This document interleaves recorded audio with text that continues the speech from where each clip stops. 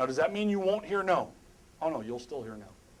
Here's why you'll hear no. First of all, everybody that tells you they have money doesn't necessarily have money.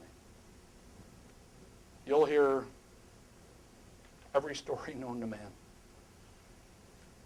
That doesn't necessarily mean what they're telling you is the truth. Some of them don't have capital. Some of them had capital, but their back's against the wall. Some of them gave you the meeting because they thought it was the right thing to do. We hear this all the time.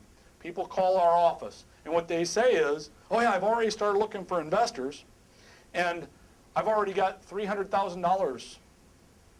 I said, oh, really? You've been given $300,000, you have the money in the bank? Oh, no. They committed to give me the money. Oh. What's that mean? Well, they told me that they liked my idea and that when I had more things ready, they'd give me money. Okay, everybody will tell you that. The reality is until the check gets put in the bank, there is no money. You cannot sell a concept to an angel investor without having the legal paperwork to do so, otherwise you could end up in jail. But when the person says, oh yeah, I'll give you $100,000, that doesn't mean anything.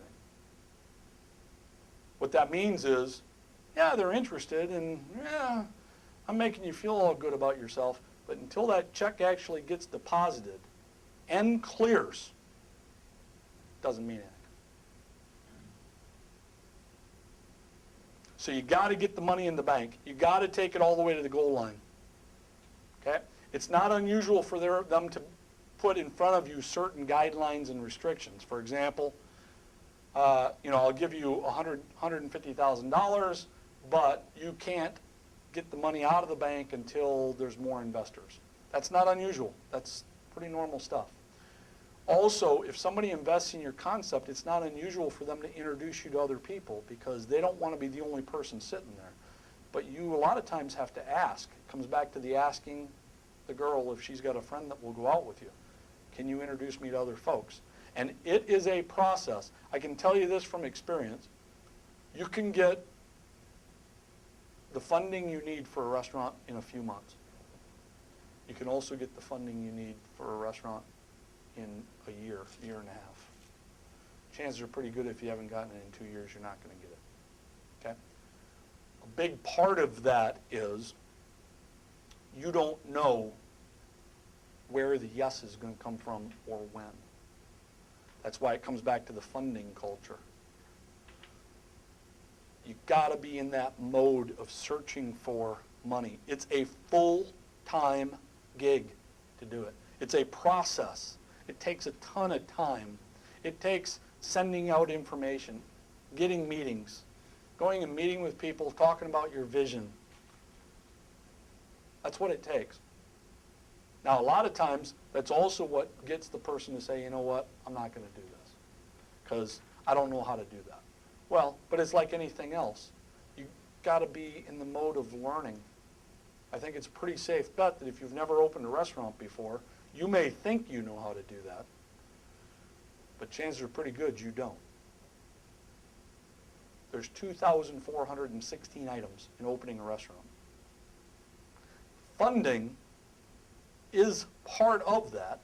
There are steps within funding that has to make that happen. But that's usually where we lose people. That's usually where they say, I can't take the no. I can't take hearing no, or for that matter, I can't take asking for the check. I don't know how to do this. I'm not going to be able to do this. And what they do is they call us and say, will you do it for us? Yes. We do it for clients? Yes. We're expensive. First of all, we get paid in advance to do that, a retainer fee. And we're not brokers. So it's not like we broker a deal for you. We introduce you to the right people. You still have to go through your process because they're betting on the horse. You, not me. They're betting on you. Funding to me is a lot of fun because it really shows me the passion that a person has for their concept. If you can't go talk about your concept with passion, pride, intensity, focus, if you can't do that, it's a pretty safe bet that a few weeks after you open, when product delivery doesn't come in and you've got your back up against the wall, that will happen. Or the dishwasher decides not to show, or a piece of equipment breaks down. If you're not willing to put yourself out of your comfort zone to go chase capital for your concept, you also would not be willing to put yourself out of your comfort zone to work late nights, early mornings, doing jobs and responsibilities that you think you're above. Funding is a critical component. Otherwise, all you have is a great idea. Nothing more. But everybody in every walk of life, not just restaurants, but every walk of life that has built a business has somehow had to deal with funding. In the restaurant sector, there are hundreds of thousands of restaurants across the United States. They all somehow had to get funding. They all had to go out and paint the vision of what they were trying to do. You're going to have to do that.